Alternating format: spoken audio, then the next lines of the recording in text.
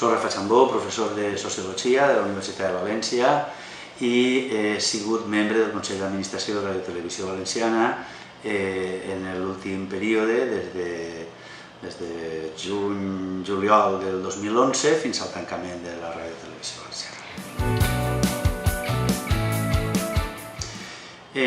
Jo crec que han anat improvisant sobre la marxa.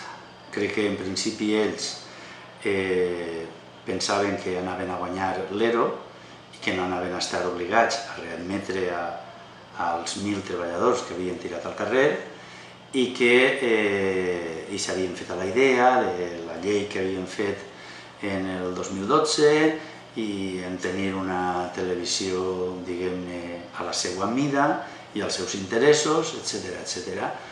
Quan el Tribunal Superior de Justícia els tomba l'ERO que havien fet i els diu que havien transgredit de manera greu drets fonamentals dels treballadors i els obliga a readmetre als 1.000 treballadors, és quan decideixen tancar perquè tenen clar que el model de radiotelevisió que ells havien pensat per a aquest moment ja no era possible, perquè si tenien que aplicar els criteris que els havia dictat el TSJ, aleshores no s'anaven a quedar en els que ells volien.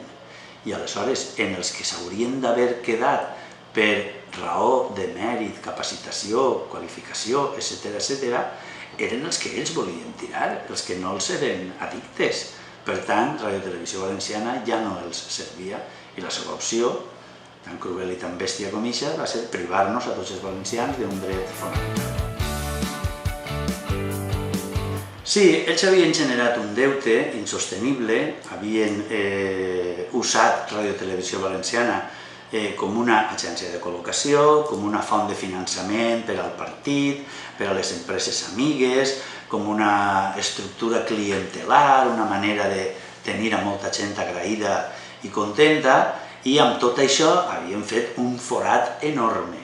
Aleshores, quan ve la crisi i se'ls dona l'ordre des del Ministeri d'Hisenda que no poden continuar endeutant-se i que només se poden gastar els diners que destinen a Radio Televisió Valenciana, ells continuen endeutant-se igual, perquè això els ho diuen l'any 2008 i ells continuen fent l'animal i gastant-se més del doble dels diners que consigna el govern. Però clar, això és insostenible. Aleshores, com han de fer retallades, és un poc el model a la grega. En Grècia tancaren la televisió perquè el govern estava obligat a retallar molt i aleshores va dir, ui, si he de tirar a 5.000 funcionaris, tanque la tele i ja està. Lleve la tele i ximpum. Estos pensaven en algo paregut, dic, bueno, ne tirem 1.000 de la tele i ja hem complit en l'aprimament de l'aparell de la Generalitat que se mos demana i tal per a fer economies i mos quedem en els nostres i tenim una tele estupenda per continuar fent propaganda. Simplement el seu, diguem-ne, menyspreu i la seva falta de respecte a la llei és tan enorme que no se'ls havia passat pel cap que podien perdre i perderen davant dels tribunals. Bueno, ells feren una llei a la seva mida, novament, no acceptaren ninguna esmena de ningú i aquesta llei simplement consagrava la externalització, permetia privatitzar pràcticament tot i instaurava tota una sèrie de qüestions que ja són norma en altres televisions públiques i que ells simplement les copiaven de la legislació dels altres, com el contracte programa i coses per l'estil.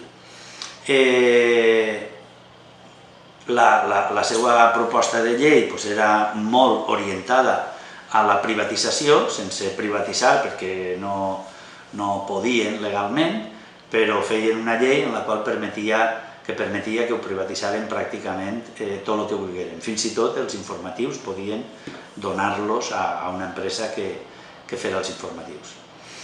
I amb això és amb el que volien treballar i això és el que s'estava preparant, ja estaven adjudicats el primer lot de privatització de programes i tal i que qual, i és quan va rebentar tot.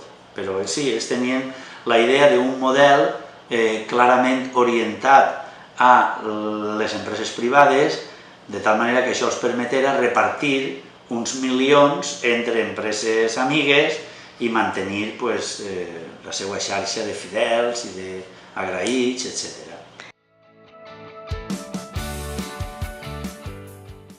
No, ells no... anem a veure, ells l'únic pla que tenien i l'únic pla que tenen, el que passa és que ara aquest pla ja els ha explotat en els nassos, és mantenir-se en el poder al preu que siga i continuar repelant d'on puguen per a, diguem-ne, anar generant en aquests moments la xarxa privada alternativa per a... És a dir, ells estan preparant-se per a anar-se'n als quartels d'hivern ara quan perden el poder.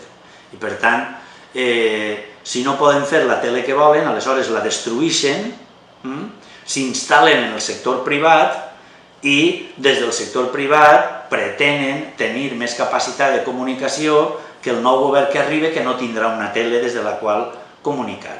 Aquesta és la seva estratègia, és a dir, una estratègia de terra cremada i mentrestant també esquilmar tot el que puguen. És a dir, ara la tanquen, ara tot això van a privatitzar, van a revendre tots els equipaments i totes les coses a les empreses amigues, empreses en les quals ells després estaran. Això és la cosa. Exacte. Destruir les possibilitats de comunicació pública, etc., des d'una perspectiva progressista que els pot fer mal en el moment en què perden el poder. De totes maneres, això és relativament ràpid, com a mínim, és a dir, refer una nova radiotelevisió com estava tampoc té cap sentit, per tant, no és això, però el múltiplex està ahí, i avui dia, d'una manera molt ràpida i molt fàcil, se pot estar emetent.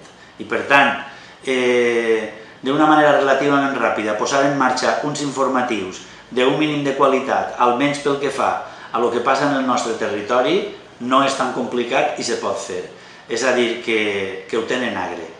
I més tenint en compte que tot el TDT Party, que és des d'on ells se poden instal·lar, és un autèntic desastre de mediocritat i de misèria, que no han aconseguit guanyar-se res en l'àmbit de l'audiència, no li interessa a ningú el que fan aquestes televisions, doncs ja ens veurem. Sí, ells s'han afanyat per a tenir temps a destruir, quan més prompte destruïxen, millor. Ara n'hi ha molta feina a fer de fiscalitzar-los, de vigilar el que estan fent, de denunciar el que intenten, de dur-los als tribunals si cal, perquè estan liquidant recursos que són béns públics, etc., i si estan fent-ho a preus rebentats que no són legals, etc., doncs hauran de passejar-se prou per als tribunals, ara i després. I després els resultarà més incòmode perquè no estaran en el govern.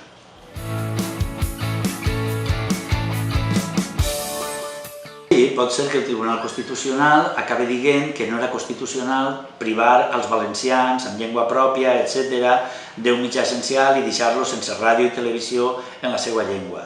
Ells juguen a que això els dona igual, perquè com se pot revertir això? No se pot revertir de cap manera. Aleshores, en què te quedes? En una victòria moral? I de què te serveix?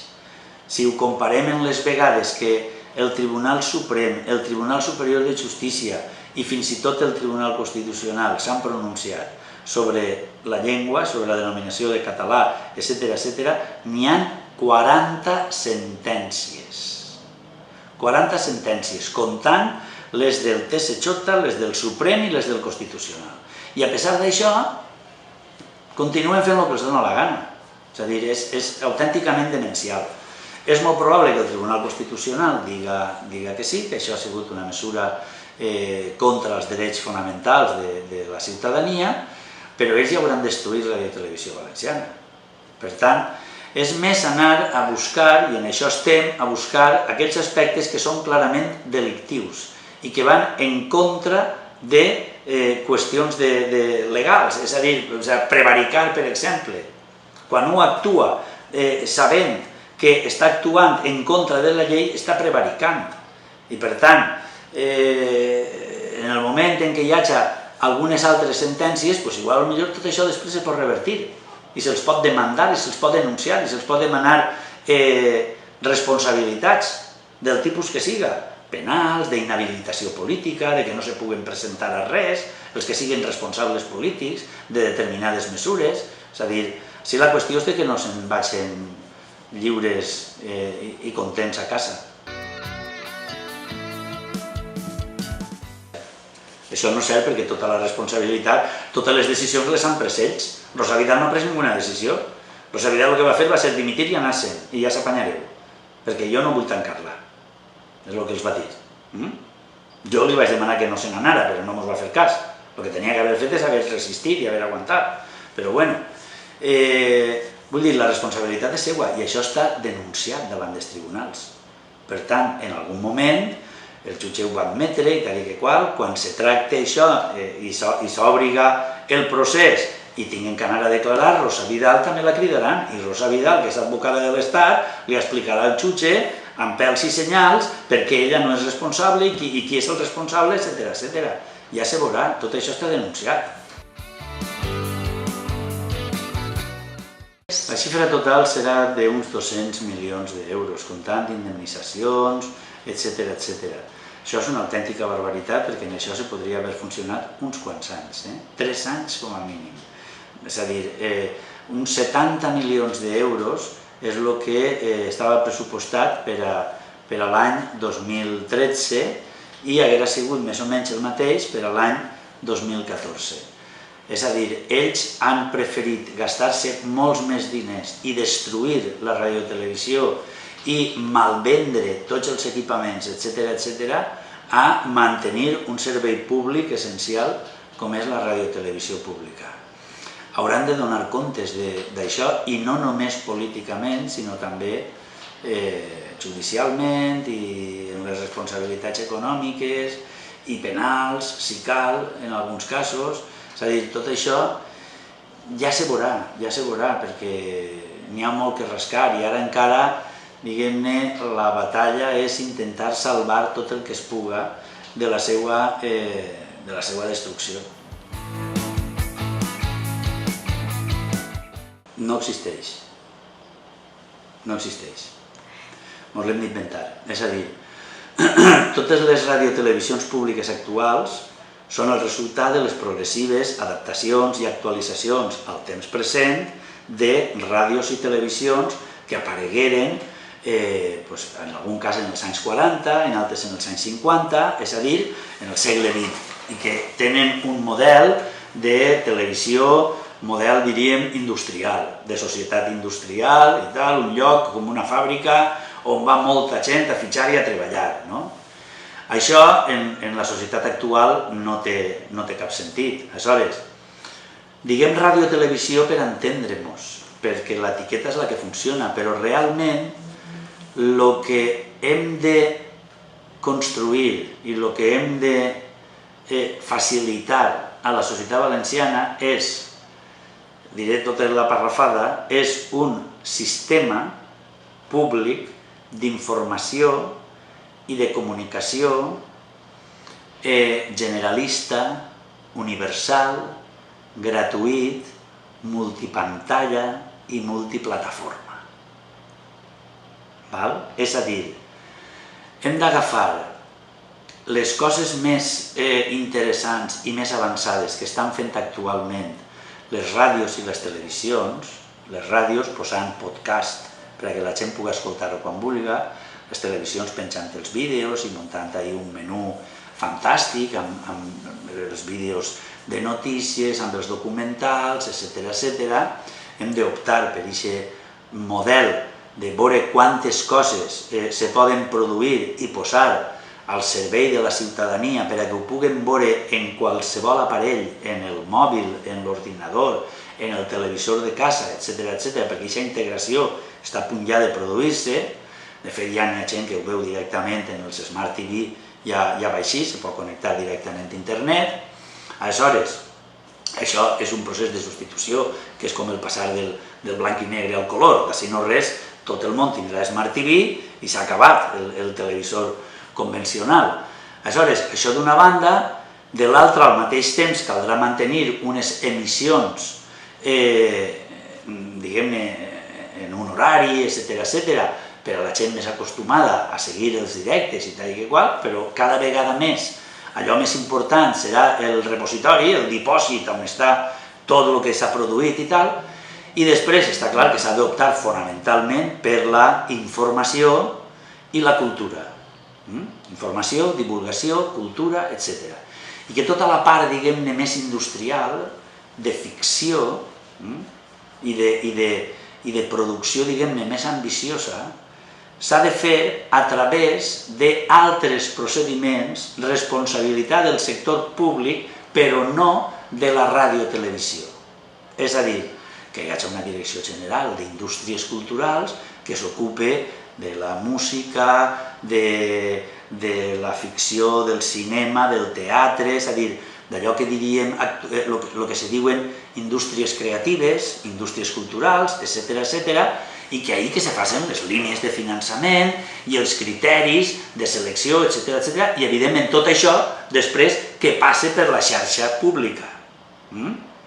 Però que no se li carregui al pressupost de la tele tindre que pagar pel·lícules. Les pel·lícules que isquen d'on tinguen que eixir i després la tele que les passe. Entens la jugada?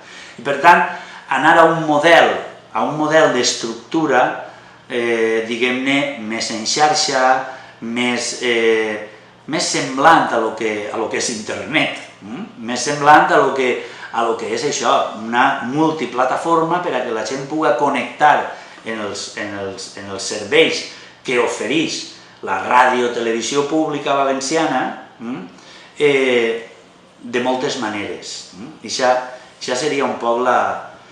I evidentment això encara no està fent-ho ningú. És un servei que donen les televisions públiques i que estan donant també algunes privades, però encara estan més en el model tradicional de finançar pel·lícules, de fer molt de directe, de tal, tota aquesta cosa pesada. I això és el que, en un nou model, la part pesada, diguem-ne, l'hem de llevar de damunt i hem d'anar més a la part més àgil i més en xarxa. Aquest és el model. Claríssimament, és a dir, cal un Consell de l'Audiovisual format per persones independents, que no estiguen sotmeses al control dels partits polítics. El model més contundent en aquest sentit és el model francès. El Consell francès, el Consell de l'Audiovisual francès, que té capacitat sancionadora i que, per tant, quan una televisió o quan una emissora reiteradament no complix i ha sigut advertit, multat, etc., se'ls pot retirar la llicència i, per tant, que no tinguin permís, que no tinguin autorització per a emetre. Jo crec que el model francès és el més contundent i el més clar en aquest sentit. I sí, seria el referent claríssim per a un Consell de l'Audiovisual. A Vocento, és a dir, a les províncies, al Grup del Mundo, a Libertad Digital, a la COPE, és a dir, al TDT Party, que se diu, és a dir, a tot el sector, tot el conglomerat de dreta i d'extrema dreta, que són els únics pràcticament que funcionen en territori valencià, perquè és als únics que González Pons els va donar llicències. Bueno, ha sigut un autèntic desastre perquè no només són les 1.600 persones que se queden sense treball, sinó que també és tota la destrucció de tot el sector audiovisual que pivotava al voltant de Radiotelevisió Valenciana. Moltes xicotetes empreses, empreses de serveis, etc., que s'han quedat sense el seu client principal. És a dir, a més de les 1.600 persones de Radiotelevisió Valenciana se calcula que entre 4 i 5.000 persones més s'han quedat sense treball. En el món, per exemple, dels actors, aproximadament el 90% dels actors estan sense treball. És a dir, ha sigut un autèntic desastre. Han arrasat el sector audiovisual valencià que costarà i que haurem de tornar a refer pràcticament des de les cendres i des de la destrucció. El govern va fer una oferta de 83 milions d'euros, xifrada en 83 milions d'euros, i els sindicats contestaven amb una proposta de 86 milions d'euros. El govern va dir que no, però era evident que anaven a dir que sí. I ahir els sindicats van caure en la seva trampa. No haurien d'haver fet mai aquesta proposta. No haurien d'haver acceptat mai el que se tinguera que negociar res, perquè ells estaven emparats per la sentència del Tribunal Superior de Justícia que havia declarat nul l'ERO. I ells podien haver recorregut davant del Tribunal Suprem perquè hi ha jurisprudència de que no se poden canviar les lleis per a tapar una cosa mal feta. Dit així en plata, per no clavar-nos en líos tècnics. Per tant, els sindicats podien haver-se agarrat a aquesta idea de dir vosaltres no podeu ara canviar la llei i tancar la tele perquè heu perdut. Això que esteu fent és il·legal. I no haver-se mogut d'ahir. I aleshores ara estaríem en l'escenari de l'Audiència Nacional.